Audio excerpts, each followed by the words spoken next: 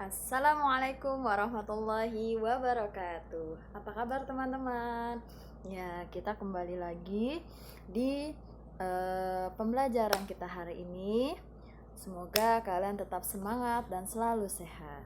Baik teman-teman, kita sudah ada yang tahu kita mau belajar apa? Ya, kali ini kita berkaitan mengenai belajar tentang bahasa Indonesia. Maaf. Grogi punya. Ya, pembelajaran bahasa Indonesia kali ini yaitu tematik sudah masuk di tematik 5B. Ya, teman-teman. Nah, nanti bisa kalian buka buku paketnya tematik 5B. Baik, kali ini kita belajar tentang apa ya?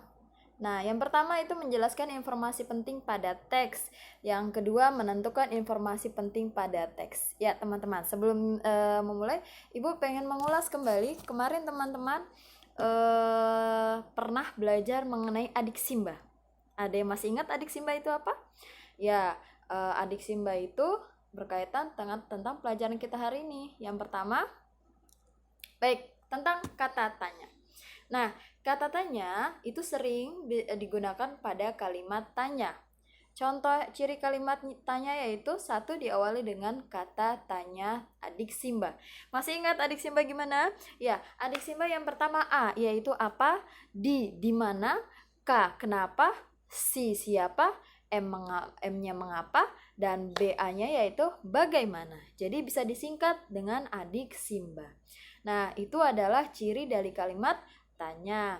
Yang kedua, diakhiri dengan tanda tanya. Karena dibilang dengan kata tanya, jadi otomatis diakhirinya dengan tanda tanya. Ya, teman-teman, di sini ada beberapa kata yaitu atau adik Simba. Nah, kata tanya identik dengan atau sering digunakan dengan kata pertama pertanyaan apa, yang kedua di mana, yang ketiga siapa, yang keempat bagaimana, dan yang kelima adalah kenapa. Nanti akan Ibu terangkan mengenai fungsi dari masing-masing kata tanya itu sendiri. Yang pertama yaitu apa? Apa itu? Sebuah kata tanya untuk mendapatkan informasi tentang kabar atau keadaan seseorang. Yang kedua, itu bisa berfungsi sebagai kata tanya untuk mendapatkan informasi tentang pengertian atau penjelasan sesuatu benda atau kegiatan. Nah, yang kedua mengenai kata tanya siapa. Kata tanya siapa itu berfungsi untuk bertanya atau mendapatkan informasi tentang tokoh atau pelaku. Yang ketiga, kata tanya kapan, yaitu kata tanya berfungsi untuk bertanya atau mendapatkan informasi tentang waktu terjadi suatu perintah. Nah, yang keempat itu kata tanya di mana. Berfungsi untuk bertanya atau mendapatkan informasi tentang suatu tempat terjadinya suatu peristiwa. Yang kelima yaitu kata tanya mengapa. Nah, kata tanya mengapa ini kalian bisa dengan mudah untuk mendapatkan karena diawali dengan kata karena. Biasanya kalau menjawab soal tentang mengapa berarti jawabannya yaitu karena. Nah, kata tanya mengapa berfungsi untuk bertanya atau mendapatkan informasi tentang suatu alasan sebab terjadinya suatu peristiwa. Yang terakhir, kata tanya yang kata tanya bagaimana. Nah, kata tanya bagaimana itu berfungsi untuk bertanya atau mendapatkan informasi tentang keadaan atau kabar seseorang. Selain itu juga berfungsi sebagai kata tanya atau kata untuk mendapatkan informasi tentang langkah-langkah atau proses terjadinya sesuatu atau membuat sesuatu. Nah, biasanya kalau misalnya kalian melihat di soal atau di HP atau di TV itu kan bagaimana ya cara menggunakan ini, bagaimana ya cara memakai ini. Nah, itu yang disebut dengan kata tanya. Nah, itu fungsinya salah satunya yaitu untuk mengetahui proses terjadinya sesuatu atau membuat sesuatu. Ya, kita latihan di buku paket halaman 3. Coba teman-teman lihat, di sini ada teks yaitu tentang katak sang hewan amfibi.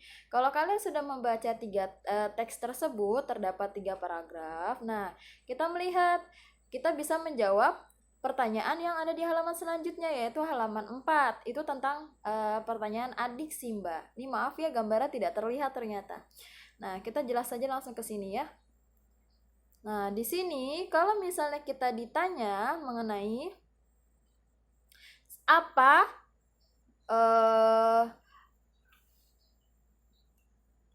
nama hewan yang terikat dalam yang ada dalam teks tersebut. Nah, coba bentar ya, teman-teman ya.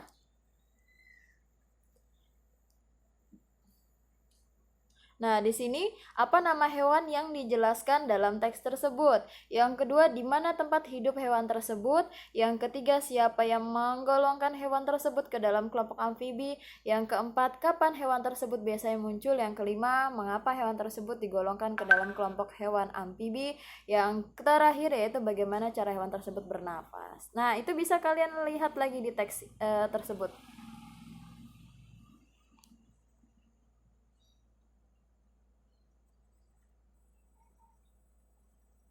Nah, di sini ada kata apa. Kalau pertanyaan apa berarti apa hewan tersebut? Nah, hewan itu adalah katak. Untuk kapan? Kapan katak tersebut bisa ditemukan atau beraktivitas, yaitu setelah hujan. Lanjut, untuk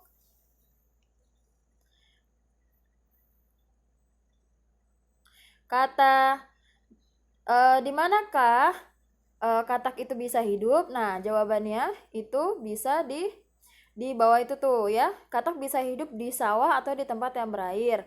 Nah, kalau misalnya mengapa katak tersebut disebut sebagai hewan amfibi? Karena hewan tersebut hidup di 2 alam.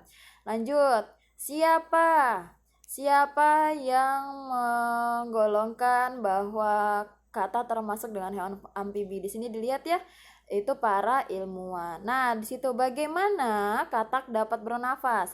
Ada 2 di sini dijelaskan. Kalau misalnya katak masih dalam bentuk berudu atau kecebol, maka katak tersebut bernafas menggunakan insang. Tapi kalau misalnya katak dewasa, dia bernafas melalui paru-paru dan kulit. Nah, mudah-mudahan kalian bisa paham ya atau mengerti ya. Nah, ini dilihat ya. Tuh, di mana? Berarti di sawah atau tempat yang berair. Apa nama hewannya? Katak. Siapa yang menggolongkan? Para ilmuwan. Kapan hewan tersebut biasanya muncul? Saat hujan muncul. Nah, mengapa hewan tersebut digolongkan ke dalam kelompok amfibi? Karena, nah ingat ya, karena katak bisa hidup di 2 alam, yaitu darat dan air. Bagaimana cara hewan tersebut bernafas? Ketika masih berudu, bernafas dengan insang. Ketika sudah dewasa, bernafas dengan paru-paru atau kulit. Teman-teman, sudah sampai di bagian akhir. Mudah-mudahan kalian bisa paham dengan pembelajaran kali ini. Tetap semangat, jaga kesehatan, jangan males-males ngumpulin tugasnya, karena tugasnya dikumpulin berbentuk foto ya teman-teman. Itu saja dari Ibu.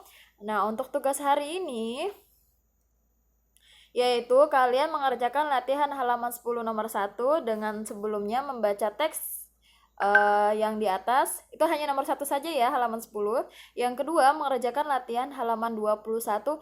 Kalian hanya mengerjakan mengenai peta konsep yang ada. Jadi tadi kan udah di situ nanti ada teks, terus ada peta konsepnya.